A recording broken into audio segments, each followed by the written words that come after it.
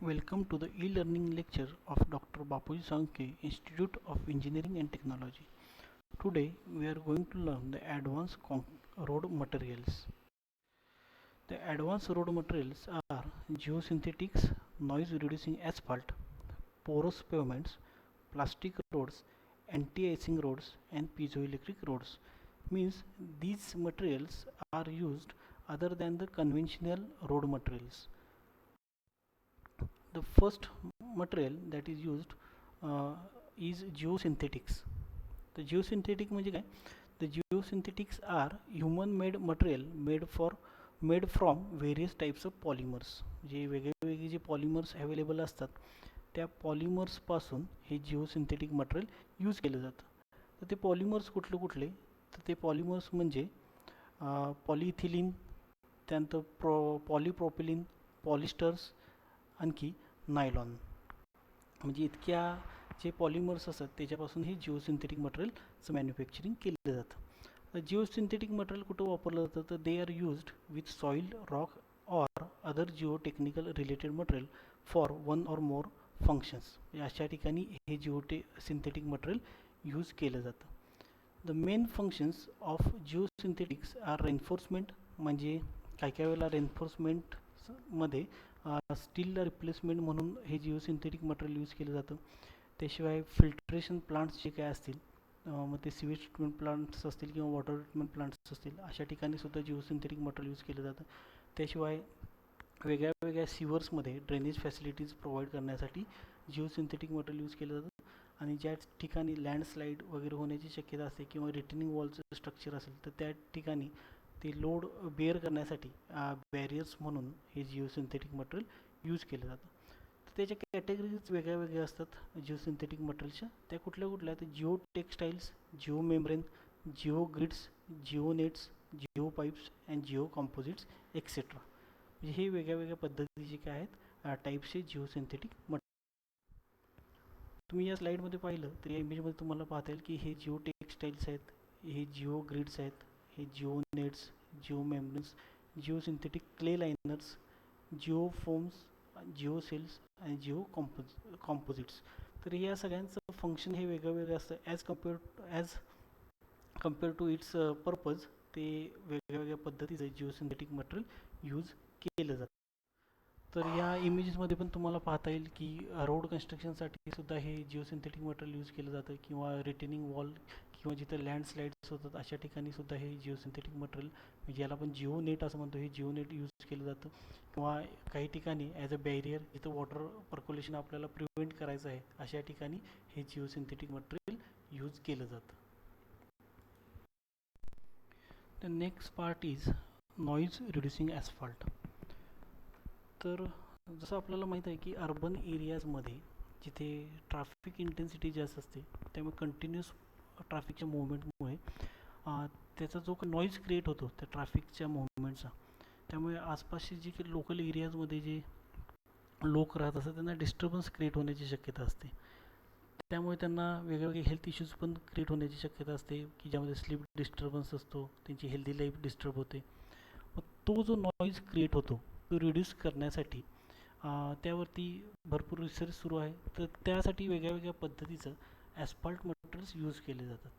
तर पहिलं आहे ते म्हणजे थिन सरफेस ॲस्फाल्ट लेयर्स. म्हणजे यामध्ये काय केलं जातं, a thin layer of asphalt causes moderate porosity and acoustic absorption. म्हणजे यामध्ये ज्यावेळी रोडचं कन्स्ट्रक्शन केलं जातं त्यावेळी त्या रोडच्या टॉप सरफेसला अगदी एक थिन लेयर त्या ॲस्फाल्टचा काय केला जातो, तयार केला जातो की जेणेकरून त्यातल्या फाईन ग्रेडिंग असल्यामुळं, मी त्यातल्या ग्रेडच्या साईज आपण मिनिमाइज केल्यामुळं, प्रॉपरली ग्रेडिंग केल्यामुळं आणि त्याचा सरफेससुद्धा स्मूथ असल्यामुळं इट हॅज अ ॲकॉस्टिक प्रॉपर्टीज. म्हणजे त्यातून जो तयार होणारा नॉईज असतो एखादी ट्रॅफिकच्या मुवमेंटमुळे ते ॲब्सॉर्ब करण्याची कॅपॅसिटी त्या रोड पेमेंटची वाढते. Due to the fine grading and smooth surface texture it reduces noise up to 2 decibel. म्हणजे जो काही नॉईज आहे ते नॉईज रिडक्शन आपण thin surface asphalt layer use केलं तर अप टू 2 डेसिबलपर्यंत तो नॉईज आपण कमी करू शकतो. आणि त्याशिवाय याचा जो काय मेंटेनन्स कॉस्ट असतो ती मेंटेनन्स कॉस्टसुद्धा as compare to the conventional road त्याचं मेंटेनन्स कॉस्टसुद्धा कमी असतो. त्यानंतर second is the stone mastic asphalt. आता स्टोन मॅस्टिक ॲस्फाल्ट म्हणजे काय तर असे फाईन ॲग्रिगेट्स की ज्यांची साईज अगदी कमी आहे, जे अँग्युलर आहेत, ज्यांचं सरफेस रफ आहे, असे वेगळ्या वेगळ्या सायझेसचे जे ग्रेन्स असतात ते grains as a stone mastic asphalt म्हणून आपण यूज करू शकतो. जे it is durable and having excellent wear and tear resistance, म्हणजे त्याची ड्युरेबिलिटी जास्त असते. त्याशिवाय त्यापासून तयार झालेला जो काही रोड सरफेस असतो त्याची वेअर अँड टिअर म्हणजे झीज अगदी कमी प्रमाणात होते. Stone mastic asphalt with an aggregate size of 5 to 6 mm with rough surface textures are used. म्हणजे असे पार्टिकल्स त्यामध्ये चूज केले जातात की ज्याची साईज ही 5 ते 6 mm इतकीच आहे आणि ज्यांचा सरफेस हा रफ आहे. जेव्हा आपण स्टोन मास्टिक ॲस्फाल्ट यूज करतो त्यावेळी जे नॉईज रिडक्शन होतं ते सुद्धा 2 डेसिबलपर्यंत आपण कमी करू शकतो, because it also has a good acoustic properties. त्यानंतर next is a double layered porous asphalt. It consists of two different aggregate sizes. The smaller aggregate is used for the upper layer and the bigger aggregates is used for the lower layer. Double layer porous pavement can extend the period of acoustic performance and improve the initial noise reduction effect. यामध्ये सुद्धा काय केलं जातं की जो रोड्सचे जे payment असतं त्याला 2 पार्ट्समध्ये डिवाईड केलं जातं. वरचा जो पार्ट असतो त्यामध्ये स्मॉलर साईजचे ॲग्रिगेट्स यूज केले जातात आणि त्याशिवाय जो बॉटम पोर्शन असतो त्यामध्ये बिगर साईजचे ॲग्रिगेट्स यूज केले जातात. त्यामुळे काय होतं की त्या रोडची ॲकॉस्टिक प्रॉपर्टी वाढते. त्याशिवाय तो जो नॉईजचं जो क्रिएशन असतं त्याला मॅक्सिमम ॲब्सॉर्प्शन करण्याचं काम हे 2 लेयर्स करतात. त्यामुळे त्याचा जो सराउंडिंग एरिया असतो त्या सराउंडिंग एरियामधलं नॉईज रिडक्शन होण्यासाठी या डबल लेयर पोर्स ॲस्फाल्टचा यूज केला जातो. तर या इमेजमध्ये तुम्हाला पाहता येईल की 2.5 centimetre of fine graded top layer, म्हणजे 2.5 सेंटीमीटरचा हा टॉप लेअर क्रिएट केलेला आहे की ज्यामध्ये फाईन ग्रेडेड ॲग्रिगेट्स यूज केलेले आहेत की ज्याची साईज एकदम कमी आहे. आणि त्याखाली जो 4.5 सेंटीमीटरचा लेअर आहे बॉटम लेअर, त्यामध्ये साधारणतः त्याची साईज ही 4 ते 5 सेंटीमीटरचे जे कोर्स ॲग्रिगेट्स आहेत ते त्यामध्ये यूज केले जातात. The next advanced types of road pavement is a porous pavement. Porous pavement structure specially designed to allow rainfall and runoff to flow into and through the pavement structures. तर जर आपण conventional रोडची सध्या परिस्थिती बघितली तर ज्यावेळी मोठ्या प्रमाणात रेनफॉल होतो त्या रेनफॉलमुळे काय होतं की ते वॉटर त्या रोड पेव्हमेंटवरती सॅच्युरेट होतं. ते सॅच्युरेट झाल्यामुळं त्यामध्ये जे आपण बिट्युमिन यूज करतो किंवा सिमेंट यूज करतो त्याची बाइंडिंग प्रॉपर्टी कमी होते आणि त्यामुळे त्या रोडची वेअर अँड टिअर ॲक्शन लवकर होते, म्हणजे त्याची झीज मोठ्या प्रमाणात होते. त्या रोडचं मेंटेनन्स कॉस्टसुद्धा वाढलेला आपल्याला पाहायला मिळतो. मग ते रिड्यूस करण्यासाठी पोरस पेव्हमेंट हा नवीन कन्सेप्ट आहे की ज्यामध्ये जितका रेनफॉल होईल किंवा जेवढं वॉटर त्या रोड पेव्हमेंटवरती कलेक्ट होईल ते सगळं वॉटर काय होतं त्या रोड पेव्हमेंटमधून पास होतं. ते पास झाल्यामुळं काय होतं की इट कन्झर्व्स वॉटर, जे काय पाणी आपण बघतो ते साठवलं जातं. म्हणजे जर तुम्ही या इमेजमध्ये बघितलं लेफ्ट साईडच्या, तर यामध्ये या स्ट्रक्चरचं ज्यावेळी कन्स्ट्रक्शन केलं जातं त्यावेळी त्याच्याखाली अनकॉम्पॅक्टेड सबग्रेडचं कन्स्ट्रक्शन केलं जातं. म्हणजे ते तयार केलं जातं की यातून जे काय पोरस पेव्हमेंटमधून जे वॉटर पास होतं पर्क्युलेट होतं ते सगळं त्याच्या बॉटमला कलेक्ट केलं जातं. त्यानंतर त्याला प्रॉपर ड्रेनेज सिस्टीम प्रोव्हाइड करून ते वॉटर दुसरीकडे कलेक्ट केलं जातं किंवा ते ट्रान्सफर केलं जातं. त्यामुळे काय होतं की रोडची ड्युरेबिलिटी वाढते, रोडचा लाईफस्पॅन वाढतो. त्याशिवाय जे वॉटर पास होतं या सगळ्या वेगळ्या वेगळ्या फिल्टर्समधून त्या वॉटरची प्युरिटी पण चांगली असते. ते चांगल्या पद्धतीचं वॉटर आपल्याला पाहायला मिळतं. त्याशिवाय it protects the natural streams, जी नॅचरल पाण्याची झरे असतात ते सुद्धा प्रोटेक्ट करण्याचं काम हे पोरस पेव्हमेंट करतं. तर या इमेजमध्ये तुम्हाला पाहता येईल की अशा पद्धतीचं पोरस पेव्हमेंट असं की ज्यामध्ये जितकं रेनफॉल होतं ते सगळं वॉटर त्या रोड पेव्हमेंटमधून पास होतं.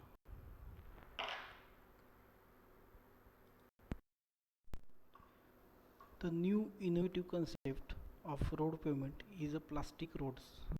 तर जसं आपल्याला माहीत आहे की प्लास्टिक इज बायोडिग्रेडेबल मटेरियल, आणखी सध्या मोठ्या प्रमाणात प्लास्टिक वेट्स क्रिएट होतं. तर ते जे प्लास्टिक वेस्ट तयार होतं ते मिनिमाइज करण्यासाठी त्याचा यूज हा रोड पेव्हमेंटमध्ये करण्यात येतो. तर त्याचा यूज करताना काय केलं जातं की जे प्लास्टिक मटेरियल आहे त्याचं क्रशिंग करून त्याचे एकदम बारीक अशी फाईन पावडर तयार केली जाते आणि ती पावडर विथ बिटुमेन मटेरियल आणि हॉट ॲग्रिगेट्स ते रोड पेमेंटमध्ये यूज केली जाते. The plastic roads are constructed by mixing plastic waste into bitumen in certain proportion. The plastic waste is made into powder and then with bitumen म्हणजे bitumen सोबत त्याची powder use केली जाते. पण प्लास्टिक रोड्स तयार करण्याचे पुन्हा दोन मेथड्स असतात. त्यामध्ये आहे ड्राय प्रोसेस आणि वेट प्रोसेस. ड्राय प्रोसेसमध्ये काय केलं जातं की ज्यावेळी रोड पेमेंटचं कन्स्ट्रक्शन केलं जातं त्यावेळी त्यातले जे स्टोन ॲग्रिगेट्स असतात ते स्टोन ॲग्रिगेट्सचं हिटिंग केलं जातं 170°C आणि त्यासोबत जे बिट्युमेन आपण प्रोव्हाइड करतो ज्याला आपण डांबर म्हणतो बघा ते सुद्धा काय केलं जातं अप टू 160°C पर्यंत त्याला हीट केलं जातं. ती हीट करून त्याचं रोड पेमेंट तयार झाल्यानंतर त्याच्या टॉप सरफेसला ही जे प्लास्टिक वेस्टपासून तयार झालेली पावडर आहे ती स्प्रेड केली जाते. त्यामुळे it automatically provides coating to the road surface. त्या रोड सरफेसला एक चांगल्या पद्धतीचं कोटिंग होतं आणि it improves the quality of the road. त्या रोडची क्वालिटी आपल्याला चांगली झालेली पाहायला मिळते. त्याशिवाय त्यामध्ये जे आपण ॲग्रिगेट्स मटेरियल जे यूज केलेले असतात त्याचेसुद्धा काय होतं बाइंडिंग प्रॉपर्टी वाढलेली आपल्याला पाहायला मिळते. त्या रोडची मॉइश्चर ॲब्सॉर्प्शन कपॅसिटीसुद्धा कमी होते. त्यामुळे प्लास्टिक वेस्टपासून तयार झालेले जे काही रोड्स असतात त्याचा लाईफ स्पॅन जास्त असतो, त्याची ड्युरेबिलिटीसुद्धा जास्त असते.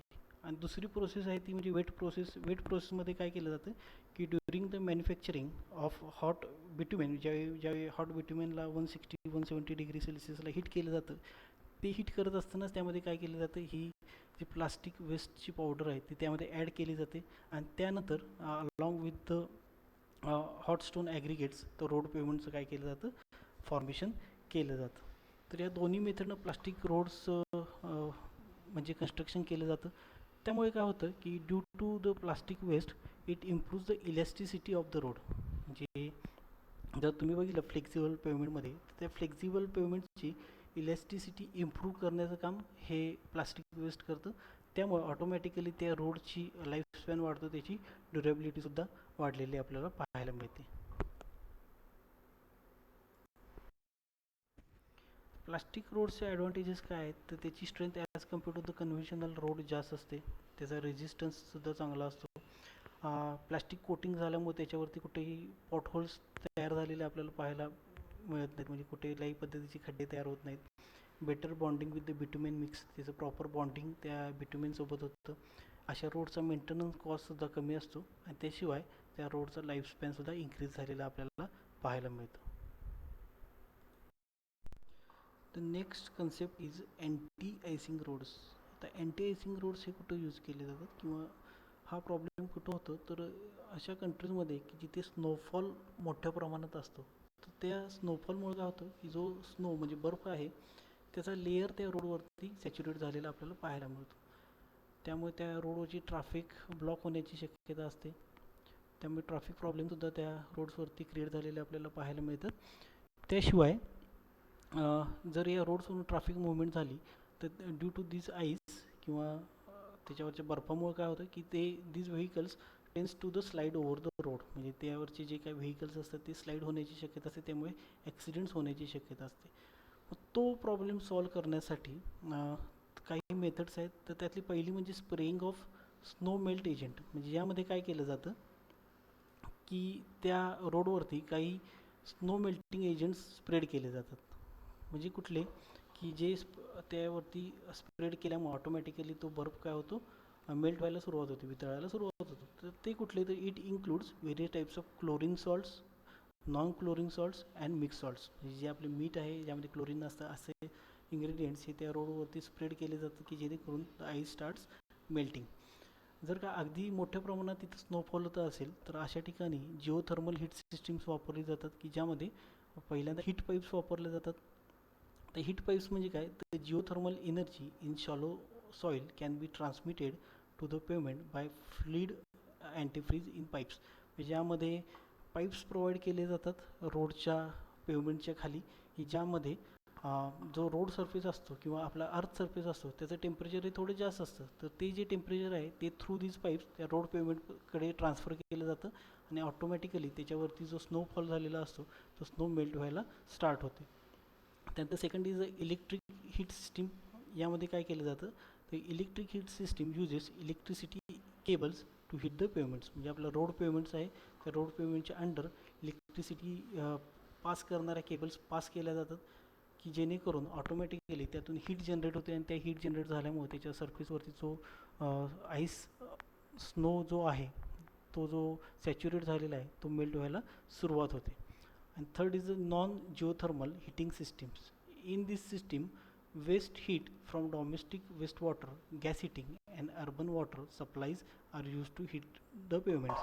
जे जसं आपल्याला माहीत आहे की आपल्या रोड पेमेंटच्या खाली सिवर पाईप्स लेड केलेले असतात, तर या ज्या सिवर पाईप्स असतात त्यातून जे आपलं सिवेज वॉटर पास होत असतं त्याचं टेम्परेचर थोडं हाय असतं, तर त्या टेम्परेचरचा यूज हा त्या सरफेसवरची जे स्नोफॉल झालेला असतो तो स्नोफॉल मेल्ट करण्यासाठी यूज केला जातो. म्हणजे त्यातून जे गॅस जनरेशन होतं किंवा वेस्ट वॉटर असतं त्याचं टेम्परेचर थोडं जास्त असतं, तर त्या टेम्परेचरचा वापर यूज हा ते मेल्ट करण्यासाठी केला जातो. आणि त्यामुळे हे सगळं मटेरियल जे काय आहे ते ॲज अ अँटी आयसिंग रोडसाठी यूज केलं जातं. तर या इमेजेसमध्ये तुम्हाला पाहता येईल की अशा पद्धतीनं स्प्रेइंग केलं जातं रोड सरफेसवरती की जेणेकरून तो स्नो जो काय तो लवकरात लवकर मेल्ट होईल आणि त्यामुळे इतर जे ट्रॅफिक प्रॉब्लेम्स आहेत ते लवकरात लवकर सॉल्व्ह होतील. The next concept is street lighting using piezoelectric rods. In this method, piezoelectric crystals are fixed below the asphalt layer and above the subgrade. म्हणजे यामध्ये काय केलं जातं तर पिझो इलेक्ट्रिक क्रिस्टल्स जे काय असतात ते क्रिस्टल्स हे सबग्रेडच्या वरती आणि रोड पेमेंट जो काय आहे ॲस्फाल्ट लेअर त्याच्याखाली हे फिक्स केले जातात. पिझो इलेक्ट्रिक क्रिस्टल्सचं एक फंक्शन काय असतं म्हणजे त्याची प्रॉपर्टी काय असते की ज्यावेळी त्यावरून व्हेकल पास होतं त्या रोड पेमेंटवरून त्यामुळे त्या ट्रॅफिकमुळे किंवा त्या व्हेकलमुळे जो प्रेशर ॲप्लाय होतं ते प्रेशर ॲप्लाय झाल्यामुळे हे पिझो इलेक्ट्रिक क्रिस्टल काय होतं डिफॉर्म होतं. ठीक आहे. आणि ते डिफॉर्म झाल्यामुळं त्यामधील जे काय त्यातून जी काय एनर्जी तयार होते ती in the form of power generation आपण यूज करू शकतो. म्हणजे त्यामध्ये जी एनर्जी तयार होते ती एनर्जी आपण बॅटरीमध्ये सेव्ह करू शकतो. आणि त्यानंतर या बॅटरीचा उपयोग कशासाठी केला जातो तर स्ट्रीट लाईटनिंगसाठी. म्हणजे रोडच्या बाजूला जे काय लाईट पोल्स आपण पाहतो त्याच्या लाईटनिंगसाठी त्या एनर्जीचा यूज केला जातो. म्हणजे in this method the piezoelectric crystals are fixed below the asphalt layer and above the subgrade. It utilizes the energy generated due to the vehicle motion. जे व्हेकल मोशनमुळे जी एनर्जी तयार होते ती यूज या कन्सेप्टमध्ये केली जाते. As vehicle moves over the asphalt layer the wheels exert a force over the crystal causing them to deform. त्यातल्या प्रेशरमुळे किंवा फोर्समुळे काय होतं त्या क्रिस्टलचं डिफॉर्मेशन होतं. This deformation absorb the pressure and undergoes the process of power generation. त्या डिफॉर्मेशनमुळे काय होतं की this crystal causes power generation. म्हणजे ते एनर्जी सेव्ह करतात आणि त्यापासून पॉवर तयार करतात. आणि this energy is stored in the batteries. म्हणजे ही जी एनर्जी आहे ती बॅटरीमध्ये स्टोअर केली जाते which can be use for the street lightning purpose. जर तुम्ही या इमेजमध्ये बघितला तर या इमेजमध्ये तुम्हाला पाहता येईल की पिझो इलेक्ट्रिक क्रिस्टलचा यूज यामध्ये केला जातो की जो रोड पेमेंट आहे ॲस्फाल्ट लेअरच्या खाली हे पिझो इलेक्ट्रिक सेन्सर्स काय केले जातात प्लेस केले जातात आणि त्याचा उपयोग ह्या रोड लाईटनिंगसाठी केला जातो.